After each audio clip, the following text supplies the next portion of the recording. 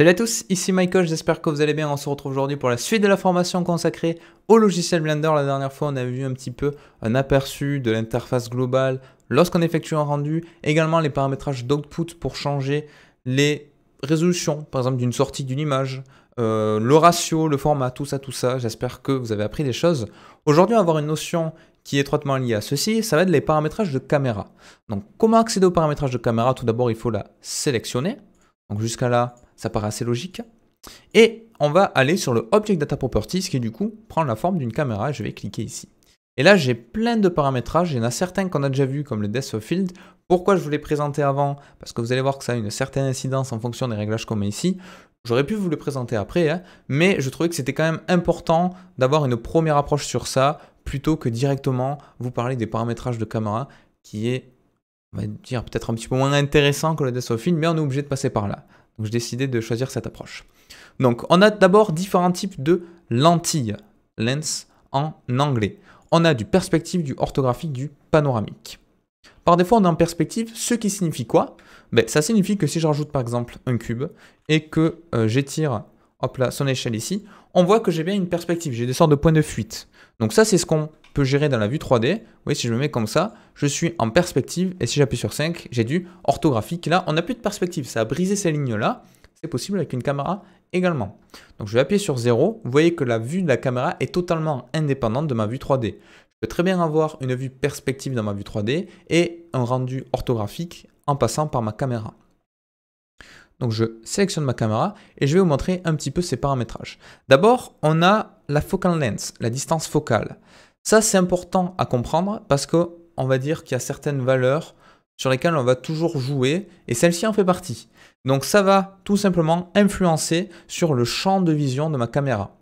Donc ce qui est un petit peu traître au début quand on débute, c'est de comprendre comment ça fonctionne. Sachez que plus je vais baisser cette distance focale et plus mon champ de vision va être élevé. C'est étrange, hein? Je vais vous faire un schéma pour que vous puissiez comprendre. Vous regardez, là dans la vue 3D, j'ai ma vue de base à 50 mm. Si je réduis ceci, ben, petit à petit, on va voir quelque chose de plus en plus grand. Donc mon champ de vision de ma caméra est plus important. Alors que si j'augmente ceci, on a une sorte de zoom et je vois de moins en moins. Alors comment ça se fait? Les schémas du Michael, j'adore faire des schémas, vous le savez. Une caméra est constituée, alors je ne suis pas du tout photographe, je vais vous expliquer de ce que je connais. On a d'abord ici un sensor, donc un capteur. Ok? Donc on a le capteur ici. Voilà, on a le capteur. Dans l'appareil photo, on va dire qu'ici, on a l'appareil photo qui ressemble à ceci. Ok? Ici, on va avoir une lentille, la fameuse lens, qu'on a là, ces paramétrages-là. Et la focal length, ça va être ça, la distance entre le capteur et la lentille. Et du coup, comment ça se passe? Mais tout simplement, plus je vais approcher mon lens du capteur et plus je vais avoir des rayons de captage. Non, ce qui va arriver sur le capteur va être plus ou moins influencé par ceci. C'est-à-dire que si j'ai mon capteur là et ma focale distance ici, ben, si elle est à cette distance-là, vous voyez, je vais avoir ce champ de vision-là, comme ceci. Donc je vais voir cette partie-là. Et si j'approche ça, ben, vous comprenez bien que plus je vais l'approcher, et plus du coup, mes rayons vont se croiser très rapidement. Et du coup, je vais avoir un champ de vision. Si je vais à la même distance, vous voyez, à cette distance-là, là j'ai quelque chose de beaucoup plus petit comparé à ce que j'ai ici. Et par opposition, si j'éloigne cette distance focale, donc ma lentille qui est symbolisée ici par ma croix, ben, je vais aller sur quelque chose qui est zoomé. Donc par exemple, si je la mets ici, et pour relier ceci, je vais avoir quelque chose qui va avoir beaucoup moins de champ de vision. Et ce champ de vision, il est présent là. Donc ça, on peut le calculer en degrés également. C'est un autre type de paramétrage qu'on peut effectuer dans Blender.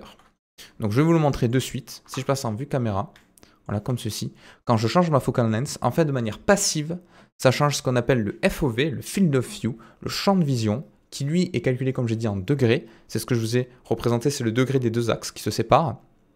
Donc si je vais ici dans Field of View, on est sur du 39,6 degrés. Donc si je passe à 50, vous voyez, je vois un petit peu plus. Donc là c'est plus facile à comprendre parce qu'on est plus habitué à parler en degrés pour des notions d'angle. Donc là, si je suis à 50 degrés, j'ai un champ de vision de 50 degrés. Si je suis à 60, mais j'en vois encore un petit peu plus. Par opposition, si je me mets à 10 degrés, mais j'ai un angle très fermé, du coup je vais voir quasiment uniquement ce qu'il y a devant moi, comme si j'étais presque dans un couloir. Et plus je vais avoir un field of view élevé, plus ça va également un petit peu briser les perspectives. Vous voyez ici, on a l'impression qu'on a presque plus de perspective. C'est pas tout à fait le cas, c'est juste qu'on va zoomer. Mais du coup, on s'en rend un petit peu moins compte. Et à chaque fois que je vais changer une valeur là en field of view, si je repasse en millimètre, ça va également changer ma valeur. Donc souvent dans les logiciels, bon, Blender n'a pas fait ce choix-là. Hein. Blender affiche soit le lens unit, le focal length en millimètres, soit le field of view, mais souvent dans les logiciels, on voit les deux. Et on voit bien que quand on change une valeur, ça va influencer l'autre au fur et à mesure de manière totalement proportionnelle. Donc voilà, ça permet de changer ça, de faire en zoom. Très important. Très important, vous vous souvenez la dernière fois, on a vu le depth of field. C'est également pour ça que je vous en ai parlé avant, parce que j'avais anticipé un petit peu. Si je fais un depth of field sur cette sphère-là, que je mets à focal length par défaut qui a 40, il me semble, ou 45. Il me semble que c'est 45. La plupart du temps, je dis soit du 40, du 45, du 50, ça dépend vraiment des scènes. Et que je baisse ici, hop là, comme ceci. On voit que par exemple, mon depth of field fonctionne très bien. J'ai quelque chose de très flouté là. Et on voit qu'il n'y a quasiment pas de différence entre la sphère bleue sur laquelle je fais mon focus avec le depth of field et ma sphère rouge. On voit pas qu'elle est beaucoup plus floutée. Mais quand je vais bouger ici le focal length, vous allez voir que ce flou, il va être beaucoup plus accentué. Par exemple, quand je suis ici, on voit bien que celle-là, elle est entièrement nette et celle-là est un petit peu floutée. Donc en jouant à la fois sur la distance focale pour avoir un joli zoom comme vous le voulez, un champ de vision parfait par rapport à ce que vous voulez comme image finale. Donc en jouant à la fois sur ça, ainsi que sur le depth of field, vous pouvez vraiment obtenir un rendu comme vous le voulez. Donc voilà, ça c'était pour le perspective. On a également le shift qui est très utile, qui va décaler ce que capture la caméra sans la décaler physiquement. Ça veut rien dire ce que j'ai dit. Hein.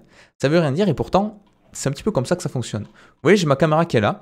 Qu'est-ce qui se passe si je fais un shift en X? Vous voyez bien qu'à gauche, j'ai ma zone de rendu qui se déplace. Pourtant, ma caméra, elle reste physique. C'est juste le capteur, enfin la lentille, pardon, qui va se décaler. Le capteur, lui, justement, reste fixe, mais ma lentille se décale, on le voit très bien ici. Vous voyez?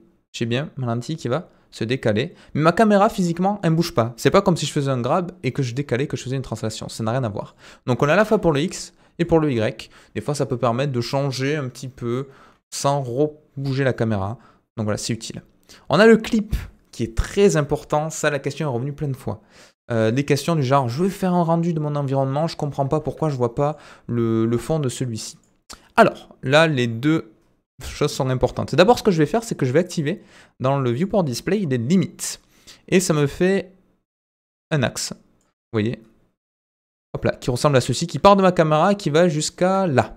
En fait, c'est la zone, on va dire l'intervalle que la caméra est capable de voir et du coup de vous rendre. Et un intervalle, ça a un début et une fin. Et quand je vais changer du coup ici le clip start, vous allez voir que là le début va se décaler. Voilà, j'ai mis un petit point qui se décale. Et le clip end, c'est ce point-là qui va bouger. Et en fait, si je réduis considérablement mon clip end jusqu'à être superposé à mon environnement, vous allez voir ce qui se passe dans la vue de gauche. Petit à petit, ça va me rogner l'image. Et là, le souci, c'est que si je fais un rendu, vous allez voir que du coup, un rendu tout petit, là j'ai mis 20%, mais ça me coupe bien l'image ici. Donc ça peut arriver si vous avez quelque chose de très grand, un très grand environnement avec des montagnes et tout, vous apercevez que le bout de votre rendu, il a été mangé par Blender. Mais en fait, c'est pas qu'il a été mangé par Blender, c'est juste que la caméra, vous lui avez pas indiqué qu'il devait aller jusqu'à là-bas. Par défaut, il y a une valeur de 0,1 à 100 pour optimiser ça, parce que ça sert à rien de calculer des trucs qui est à des kilomètres si vous voulez pas l'afficher. Donc on est obligé de le changer ici. Et inversement, donc ça c'est pour le clip end, donc vous pouvez le augmenter pour avoir vraiment quelque chose, pour que votre environnement soit rendu jusqu'au bout. Mais pareil, c'est pareil avec le start. Par défaut, il y a 0,1. Mais si vous approchez votre caméra, vous voyez, d'un objet, par exemple, au bout d'un moment, on va avoir ceci.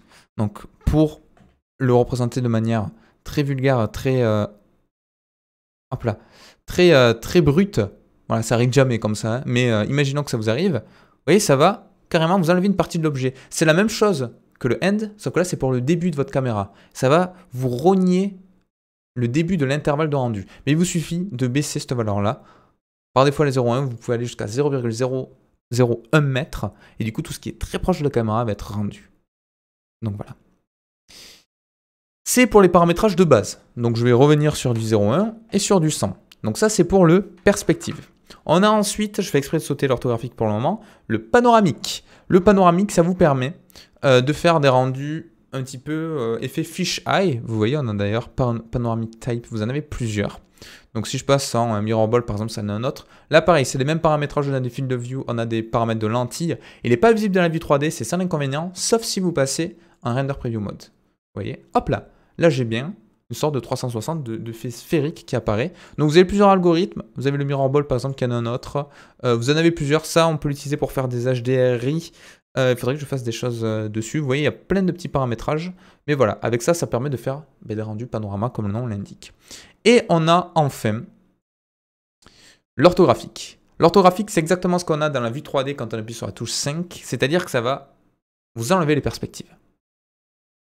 Le type perspective, c'est une lentille classique qui peut s'apparenter à ce que vous voyez dans la vraie vie avec votre œil humain, hein, où quand vous regardez un objet, en fonction de la distance, il va être un petit peu réduit selon votre champ de vision. Ça va générer ce qu'on appelle un point de fuite. L'orthographique, ça va vous enlever ça. Alors, il y a une notion qui est très importante pour l'orthographique. Je vais faire une rotation de ma caméra à 90 degrés. Je vais faire GZ comme ceci. Imaginons que je veuille capter un petit peu plus d'informations de ma scène, donc reculer ma caméra. Donc la logique voudrait que je sélectionne ma caméra, qu'avec G, je la recule. Pourtant, vous voyez, il ne se passe rien. Bon, j'ai juste un petit changement de cube parce que ça, c'est avec le clip-in. Mais vous voyez, il ne se passe rien en termes de champ de vision. Donc c'est pas parce que je recule ma caméra qu'il y a un dézoom. Normal. C'est parce qu'en fait, il faut changer le orthographic scale. Ma caméra, là, devient juste un point de référence qui va ignorer totalement les perspectives. Donc qui dit ignorer les perspectives dit éloigner ma caméra physiquement. Aucune incidence sur mon rendu. Alors qu'on a l'orthographic scale, et ceci, ça va bien me permettre de zoomer ou dézoomer avec ma caméra. Donc là, vous pouvez peut-être vous dire, on a le shift et le start également qui fonctionnent. Vous pouvez peut-être vous dire, je vois pas trop à quoi ça sert. Bon, déjà, pour vous prouver qu'on n'a pas de perspective, vous voyez, ceci qui, normalement, est très allongé, qu'on a un point de fuite, et là, on pourrait presque avoir l'illusion, si je trouve le bon angle, que c'est un cube, quoi. Donc ça peut être utile. Pourquoi? Je change de scène. Ceci, c'est une modélisation que j'ai fait en live sur Twitch. Donc, le lien est dans la description si ça vous intéresse. Vous pouvez jeter un coup d'œil, je suis en direct tous les soirs dessus. On va changer le type de caméra et vous allez voir que ça va avoir une incidence assez intéressante. Là, je suis en perspective. Donc, si je passe en vue rendue, vous allez voir que j'ai ceci. C'est propre, on a bien un point de fuite qui est présent. Voilà, on voit qu'ici ça rétrécit un petit peu, là ça remonte un petit peu. Ça fait vraiment photo physique. On utilise souvent l'orthographique pour donner un effet logo, un effet par exemple pour faire des sortes de rendus 3D ISO. Vous savez, en 3/4, la vue un petit peu au-dessus, avec une pièce qui est découpée. Souvent pour l'architecture, ça peut être utilisé. Voilà, pour faire des petits rendus pas forcément réalistes, mais qui font un petit peu plus cartoon. Là, c'est du perspective, et vous allez voir la différence quand je passe en orthographique, notamment sur les lignes et la profondeur. Je passe en orthographique, donc il y a des réglages à faire. Il faut que j'augmente un petit peu l'orthographic scale ici. Le depth of field, il faut que j'augmente un petit peu le stop parce qu'il est géré différemment. Voilà, tac. Et là, vous voyez, de suite, ça donne plus un effet logo. Pourquoi? Parce que vu qu'il n'y a plus de perspective, j'ai l'impression que tout est plat. Ça fait vraiment un effet logo. Donc je pourrais très bien, comme ceci, donc là, dans la vue 3D, vous voyez, si je passe en vue de face, là c'est du orthographique, là c'est du perspective. Donc ça n'a pas vraiment la même allure en termes de rendu. Donc c'est à vous de faire le choix. Au cas par cas, les deux peuvent être assez intéressants, hein.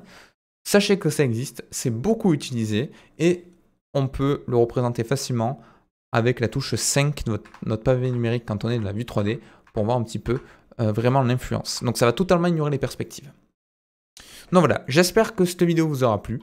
Tous ces paramétrages de caméra qui sont un petit peu plus nets. Que mon schéma de lentille avec la distance focale vous a pas perturbé. Retenez une chose, hein, j'aurais pu faire une animation pour l'expliquer, mais quand on a un capteur et une lentille, si les rayons se croisent par rapport à la largeur de mon capteur, mais forcément plus la lentille va être proche, plus cette distance-là va être petite et plus mes rayons vont s'écarter. Alors que si je l'éloigne, mes rayons vont avoir beaucoup moins de convergence et du coup on va avoir un angle plus petit. Donc voilà, c'est tout pour cette vidéo. J'espère que ça vous aura plu, que vous avez appris des choses et je vous dis à très très vite. Ciao.